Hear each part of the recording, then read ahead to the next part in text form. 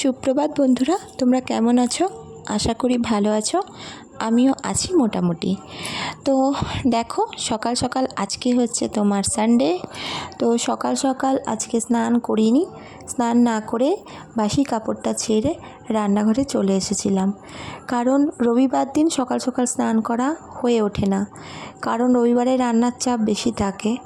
আর তার মধ্যে একটু মাছ মাংস এই সমস্ত ঘাটাঘাটি করলে না কীরকম যেন লাগে, পরে মনে হয় আবার স্নান করে নিই। তো সেই কারণে সকাল সকাল স্নানটা বেশিরভাগ রবিবার দিন আমি করি না। তো মা গেছে স্নান করে পুজো করতে, আর আমি এদিকে চাল টাল ধুয়ে জামাকাপড় ছেড়ে নিয়েছি। তো চাল টাল ধুয়ে আমি এবার ভাতটা বসিয়ে দিচ্ছি, কারণ আমার বর গেছে বাজারে। কখন আসবেন বাবু তা জানি না, তার আগে যেটুকু ঘরে আছে সেগুলো আগে শুরু করে দিই। তো দেখো কতদিন ধরে ফলগুলো এনে রেখেছি, তোমাদেরকে তো দেখিয়েছিলাম যেদিন এনেছি। তো দেখো কিভাবে ফলগুলো পেকে গেছে, কেমন হয়ে যাচ্ছে, কেউ খাচ্ছে না, এইভাবে পড়ে থাকে, কেউ খায় না, খেতে চায় না। যখন শেষ হয়ে যায় তখন সবার মনে পড়ে এটা ছিল না, ওটা ছিল না। তো কি করব, যাই হোক, মনে হচ্ছে আমার পেটেই দিতে হবে। তো পাকা পেয়ারা আমি খাই না, এই পেয়ারাটা পুরো পেকে গেছে। তো আমার বর ভালোবাসে, আমার শাশুড়ি যখন বেঁচে ছিল শাশুড়ি মাও খেত পাকা পেয়ারা খুব। তো ওনার তো দাঁত ছিল না, কিন্তু আমার বরমশাইয়ের আবার দাঁত থেকেও পাকা পেয়ারা ভালোবাসে। তো সেই জন্য ভাবলাম এগুলো যদি কেটে না রাখি তাহলে সদ্গতি হবে না। তো যার জন্য কেটে ভালো করে ছোট ছোট করে রেখে দিচ্ছি। ওকে বলবো ভাত খাওয়ার আগেই এটা খেয়ে নিতে, কারণ অনেক সময় পাকা পেয়ারায় অম্বলের কারণ হয়ে ওঠে। তো সেই কারণেই ঢাকা দিয়ে কেটে কুটে রেখে দিলাম, ও আসুক। আর এই দেখো, চিড়ের পোলাও করার জন্য ভিজিয়ে রেখেছিলাম, চিড়েটা ধুয়ে জাস্ট দেবো করে হট করে দেখছি চিড়েটা নরম হয়ে গেছে, চিড়েটা ওই চিড়ে ছিল না। তো সেই কারণে ওটা ভিজানো আছে, ওটা খেতে দিয়ে দেবো ও আসলে। অতটা দেবো না, আর একটু রেখে দেবো, পরে একটা জিনিস বানাবো। তো এই দেখো এনারা কী সুন্দর খেলা করছে সকাল সকাল, এনাদেরকে একটুখানি না দেখলে হয় না। আর এই গাছটা যে এখানে রয়েছে দেখো বন্ধুরা, গাছটার মধ্যে না মাঝে মাঝে পাতাগুলো ভেতরে ভেতরে পেকে গাছের মধ্যেই লুকিয়ে থাকে। তো সেই পাতাগুলোকে বেছে বেছে তুলে আমি ফেলে দিলাম। আর এই দেখো কাল রাত্রেবেলা আমার বর একটা পুদিনা পাতার চারা তুলে নিয়ে এসেছে, কোথা থেকে জানি না। তো সেই গাছটা আবার এনেছে কোথায় দেখো, কুরকুরের প্যাকেটে। আর এই গাছটা সেদিনকার নিয়ে এসেছে, একজন ওনাকে দিয়েছে, চাইনিজ গন্ধরাজ। আর এই দেখো ফুলটা ফুটে এবার ঝরেই আছে, ঝরে যাওয়ার সময় হয়ে এসেছে। আর এই দেখো লঙ্কা গাছটা বেশ বড় হচ্ছে আস্তে আস্তে, বেগুন গাছটাও বেশ মাথা চারা দিয়েছে। জানি না কবে হবে, এই তো সবে লাগানো হয়েছে, নিশ্চয়ই হবে। তো হলে দেখা যাক, দু চারটে গাছের সবজি তুলে খাওয়ার মজাটাই আলাদা। তো দেখো সকালে যে নাইটিটা ধুয়ে দিয়েছিলাম সেটাই আমি মেলে দিলাম। আর এই দেখো আমাদের বাড়ির সামনে একদম পাশেই একটা মিল আছে, জানো তো বন্ধুরা। যখন বিয়ে হয়ে এই বাড়িতে প্রথম আসি, রোজ সকালে ঘুম ভাঙতো এই মিলের আওয়াজে। আর একটা গন্ধ এত সুন্দর আসতো যে ধান সেদ্ধ করার যে গন্ধটা, সেই গন্ধটা ভেসে আসতো নাকে, সেই শুনে আর সেই কানে আওয়াজ নিয়েই ঘুম ভাঙতো। এখন মিলটা বহুত দিন ধরে বন্ধ হয়ে পড়ে আছে। তো যাই হোক, দেখো আমি নিচে নেমে চলে এসেছি। এবার আমাদের ভাত হয়ে গেছে, মেয়ের ভাতটা বসানোর জন্য চলে এলাম। তো বসিয়ে দিয়েছি ওর ভাত। এইবার দেখো থোড়টা সিদ্ধ করে রেখে গেছিলাম আমি, ওটাকে আমি ভালো করে একটু চটকে নিচ্ছি। তো বেশি চটকাতে হবে না, কারণ এটা সেদ্ধ হয়ে গেছে ভালোই। আর আগের দিন রাতে কেটে রেখেছিলাম। তার সাথে আমি 2-4টি বড়িও ঢেলে দিলাম, বড়িটা একটু তেল দিয়ে ভেজে নিচ্ছি। এই বড়িটা দিয়েই আমি থোড়টুকু করব। থোড়টা অল্পই ছিল, তো তার মধ্যে যাই হোক, মানুষ তো 3-4 জন, তো মেয়ে খাবে না, ও খেতে চায় না এসব। তো আমরা 3 জনে খাবো একবেলা, হয়ে যাবে। নেন, মহারাজ চলে এসেছেন বাজার থেকে। বাজারে গেলে আর বাবুর আসার নাম হয় না, কখন যে কী যে করে এতক্ষণ বাজারে কে জানে। তো যাই হোক, দেখি এবার বাজারে কি কি এনেছেন। তো ব্যাগটা নিয়ে নিলাম, ভারী ছিল, এক হাতে পাচ্ছিল না, তো সাইকেল রাখছিল বাবু। তো আমি এবার ব্যাগটা খুলে দেখি, বাপরে বাপ, ওপরে দেখি এক গাদা কাঁচা আম। তো দেখাচ্ছি তোমাদের। এই দেখো আলু চচ্চড়ি কেটে রেখেছি এখানে, আমি মা আর আমি মুড়ি খাবো, আর ওকে চিড়েটা দিয়ে দেবো, চিড়ে খাবে। তো এই দেখো চিকেন এনেছে, আর আমার পেটটা একটু গন্ডগোল করছিল, সেই কারণে কটা থানকুনি পাতা এনেছে, আর একটু পটল আর সবজি কিছু নিয়ে এসেছে। তো লঙ্কা এনেছে অনেক কাটি, আমাদের কাঁচা লঙ্কাই বেশি খাওয়া হয়, কারণ শুকনো লঙ্কাটা খেলেই পেটের প্রবলেম হয়।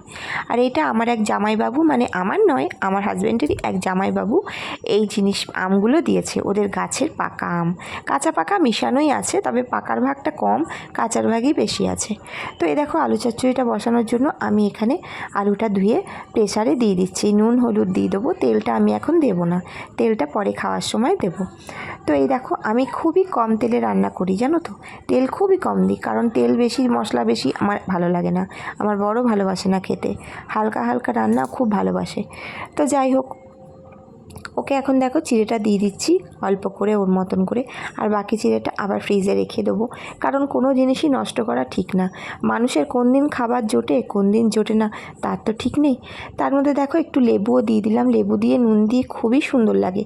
আমিও খেতাম, কিন্তু কি বলো তো, আমার চিড়েটা না একদম হজম হয় না, মানে প্রচণ্ড অম্বল করে যায়। তো সেই কারণে ইচ্ছে হলেও খাওয়ার উপায় থাকে না।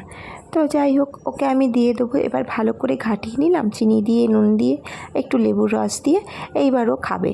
কিন্তু বেলা বেজে গেছে প্রায় 9:30টার ওপর, প্রচণ্ড খিদেও পেয়েছে। যতক্ষণ আলু চচ্চড়িটা না হয় ভাবলাম একটা কলাই খেয়ে নিই। তো বসে বসে কলাটা খাচ্ছি, ওদিকে সিটিটা ওঠার অপেক্ষা করছি। দেখো কেমন মস্তানের মতো বসে কলা খাচ্ছি, মেয়ে হনুমান মনে হচ্ছে না গো। তো যাই হোক, কলাটা খাচ্ছি, কিছুটা কলা স্বাদ মিটলো, আর কলার খোলাটা মায়ের দিকে গায়ের ওপর ছুঁড়ে মেরেছি, জানো তো, মা কি গাল দিচ্ছে, ইচ্ছে করেই করেছি। যাই হোক, মাঝে মাঝে একটু মজা করা তো ভালোই, বলো, সবসময় যে ঝগড়া করব তা তো নয়, বলো। তো একটু মজা করেই নিলাম। ওদিকে দেখি সু সু করে সিটি উঠেই যাচ্ছে। তো গেলাম, প্রেসারটা নামিয়ে নিলাম। এইবার তরকারিটা নামিয়ে নেবো, নিয়ে মা মেয়ে দুজনে মিলে খেয়ে নেবো। তো তারপরে বাকি রান্না বান্না প্রসেসিং আবার স্টার্ট হবে। তো সব রান্না তোমাদের সঙ্গে শেয়ার করতে পারছি না, কারণ এটা আমার অনেক ব্লগটা অনেক বড় হয়ে যাবে। তো দেখো এখানে মুড়ি নিয়ে নিয়েছি, পেঁয়াজ নিয়ে নিয়েছি কুচো করে। তা এইবার মায়ের আর আমার মুড়িটা আলাদা আলাদা করে নিচ্ছি, একটুখানিই খাবো, কারণ হচ্ছে বেলায় নালে ভাত খেতে পারবো না ঠিক করে। তো সেই জন্য অল্প করেই মুড়ি খেয়ে নেবো। এই দেখো আলু চচ্চড়িটা বেশ ভালোই রং এসেছে, কিন্তু প্রেসারে করেছি, কিন্তু খুবই সুন্দর লাগছে আমার নিজের দেখতেই। তো ব্যাস, আর যাই কোথায়, আলু চচ্চড়ি দিয়ে বাঙালির তো সকালবেলা মুড়িটা খুবই ভালো খেতে লাগে। তো মাকেও দিয়ে দিলাম, আর আমিও নিয়ে বসে গেলাম, আর মায়ের জন্য একটা কলা এনেছিলাম সেটাও দিয়ে দিলাম, খাবে।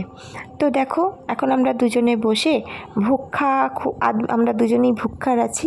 তো সেই দুজনেই এখন বসে বসে খেয়ে নিচ্ছি, যত তাড়াতাড়ি সম্ভব। খেয়ে উঠেই তো মা সমস্ত কেটে কুটে বেটে বুটে দেবে, আর আমি আপনার তাড়াতাড়ি করে খুন্তিটা নাড়িয়ে দেবো, ব্যাস, তাহলেই রান্নাটা কমপ্লিট হয়ে যাবে। বেশিক্ষণ ধরে না রান্না করতে, রান্নাঘরে থাকতে মানে মা চিল্লায় বেশি। আমার যদিও অত অসুবিধা হয় না, কিন্তু মা খুব চিল্লায়, তাড়াতাড়ি বেরো বেরো করে। তো দেখো সিঁড়িটা দেখেছো কীরকম মাটি কাদা পড়ে আছে, কেন জানো? দাঁড়াও দেখাচ্ছি। দেখো গোটা সিঁড়িতে কেমন মাটি ধুলো পড়ে রয়েছে। তো এই দেখো দুইজনা মিলে এখন গাছ লাগাবে। সেই যে বলেছিলাম গাছটা এনেছে, ওই গাছটা এখন লাগাবে। দেখো সেই মাটিগুলোকে বয়ে বয়ে নিচে থেকে নিয়ে এসেছে, আর এই দেখো সিঁড়িময় করেছিল, ওগুলো আবার পরিষ্কার করতে হবে। তো দেখো ওরা গাছ লাগানোয় ব্যস্ত।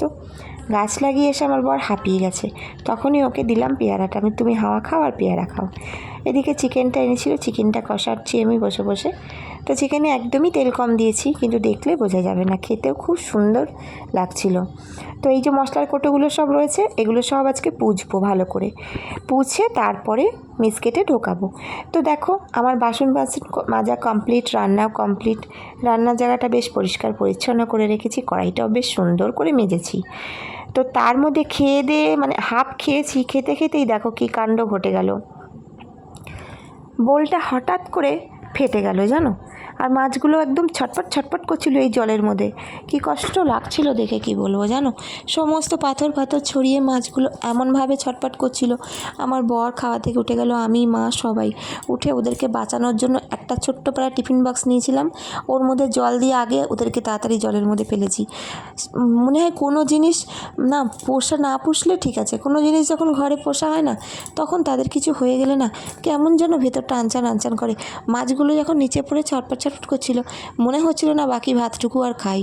তো যাই হোক, দেখো ওদেরকে যখনই জলে দিলাম ওদের প্রাণটা ফিরে পেলে, ওরা খেলতে শুরু করলো, আমারও যেন মনটা মানে সুন্দর হয়ে উঠলো। তো দেখো পাথরগুলো ভালো করে ধুয়ে একটা শুকনো করে রেখে দিচ্ছি, আর গাছটাকেও ধুয়ে নিয়েছি, বেসিনটাকেও ভালো করে ধুয়ে নিয়েছি। দিয়ে এখন কোনো রকম একটা গাছ, মানে এটা একটা ফ্লাওয়ার ভাস, তো তার মধ্যেই কাঁচের ছিল যেহেতু, তার মধ্যেই আমি সমস্ত মাছগুলোকে ঢেলে দিলাম, গাছটাকেও রেখে দিলাম যাতে ওদের অসুবিধা না হয়। কিন্তু একটু অসুবিধা তো হচ্ছেই, কারণ ওরা না একটা সার্কেলের মতন একটা জিনিসের মধ্যে গোল মতো এতে ঘোরে। তো দেখো ওদেরকে রেখে দিলাম, দিয়ে আমি এখানে বিস্কুটের প্যাকেট সকালেই এনেছিল, তো সেইটাকে ঢালা হয়নি, বিকেলবেলায় চা খেতে গেলে লাগবে, তো সেই কারণে আমি বিস্কুটগুলো ঢেলে নিচ্ছি। তো এটা ঢেলে বাকি একটুখানি দুপুরবেলা শোবো, একটু শুলে না ভালো লাগে, সারা দিন ধরে একভাবে চলতে আর পারি না। এবার দেখো একদম তো বাচ্চা মেয়ে তাও নই, একটু বয়স তো হচ্ছে বলো, একটু শরীরে রেস্ট তো দরকারই আছে। তো সেই জন্য একটু তো শুয়ে নেবো, দুপুরবেলা না শুয়ে আমি একদম থাকতে পারি না। তো মা শুয়েছে, আমি আবার একটু শোবো, আমার বর খেয়ে দিয়ে শুতে চলে গেছে, ওর বোধহয় দুঘুম হয়েও গেল। তো দেখো জায়গাটা এবার ভালো করে পুছে নিয়ে ওদেরকেও সুন্দর করে সাজিয়ে গুছিয়ে রাখলাম, তো এবার মানে মনটা শান্তি হলো। বিকেলবেলা উঠে দেখো একটু চা বিস্কুট খেয়ে নিচ্ছি, তারপরে একটু বেরোবো। কোথায় বেরোবো সেটা তোমাদেরকে দেখাবো। তো দেখো আমরা তিনজনেই একসঙ্গে চা বিস্কুট খেয়ে নিচ্ছি, মেয়ে নেই, মেয়ে বেরিয়েছে। তো এই দেখো এখন একটুখানি গল্প করে নিই, চায়ের আড্ডা যেটা বলে, করে নিয়ে একটুখানি রেডি হয়ে বেরিয়ে গেছি। তো দেখো বন্ধুরা পাখিগুলো কি সুন্দর, কিন্তু খাঁচার ভিতরে একদম পাখিকে ভালো লাগে না, খোলাই ভালো লাগে। তো আশা করি বুঝতে পারছো আমরা কোথায় এসেছি। তো দেখাচ্ছি বন্ধুরা, দাঁড়াও। আর রাস্তাঘাটের অবস্থা দেখেছো, এত কষ্ট হচ্ছিলো গাড়ি নিয়ে যেতে, চারিদিকে কল করার জন্য খুঁড়ে খাড়ে রেখে দিয়েছে, বুঝতে পারা যাচ্ছে না কোন রাস্তা দিয়ে গেলে ভালো হয়। তো এই দেখো বাড়ি চলে কি নিয়ে এসেছি, দেখো কী জন্য গেছিলাম, এই যে একটা বোল নিয়ে চলে এসেছি। আবার কত কষ্ট হচ্ছে ওদের থাকতে ওইটুকুনি জায়গায়, খেলতে পারছে না, দেখো গায়ে গায়ে মিশে ধাক্কাধাক্কি করছে ওরা। তো সেই জন্য ওদেরকে কষ্ট দিয়ে কী লাভ বলো, তার থেকে মাসের শেষ নিজেদের কষ্ট হয় হোক, তাও ওরা ভালো করে থাকুক, তাই জন্য খুব কষ্ট করি। আমার বর কিছু দিল, আমি কিছু দিলাম, দিয়ে আমি এই বলটা কিনে আনলাম। তো দেখো অল্প কটা পাথর, আমার বর বললো বেশি পাথর দিও না, অল্প কটা পাথর দিলাম, গাছটা দিলাম আর ওদেরকে ছেড়ে দিলাম, ব্যাস খুব খুশি ওরা, জানো খুব খুশি, আর কিচ্ছু চাই না, বেশ সুন্দর খেলছে। এসে দেখলাম মা রুটি কটা করেই রেখেছে, আর কি মানে আমার জন্য অপেক্ষা করেনি, বলছে আবার ঘুরে এসে তোরা এখন রুটি করবি, তুই থাক। আর এই পুচকিটা চলে এসছে আমার কাছে, যে মা কী করছো, তো চলে এসছে, ও মুড়ি খাবে না, তো ওকে চা রুটি দিল মা, আর আমি মুড়ি খেলাম, একটু চা খেলাম, দিয়ে দুজনে মিলে বসে গেছি আমরা লুডো খেলতে। পুচকে খুব ভালো লুডো খেলে জানো তো, ওর সঙ্গে লুডো খেলে খুব মজা। তো ও আর আমি বসে গেছি এখন লুডো খেলতে, লুডোর আড্ডায় বসে গেলে তো আর চিন্তা নেই, দাঁত বার করে দেখো হাসছে কেমন, দেখেছো তো। সারাদিন খালি দিদি দিদি আর জেম্মা জেম্মা, সারাদিন আমাদের বাড়িতে যদি থাকতে পারে না বেঁচে যায় ও, জানো তো। তো যাই হোক, দেখো আমরা এখন মন দিয়ে লুডো খেলবো। আর আমার এই ব্লগটা তোমাদের কেমন লাগলো জানিও। আজকের মতো আসছি, তোমরা সাবধানে থেকো, টাটা।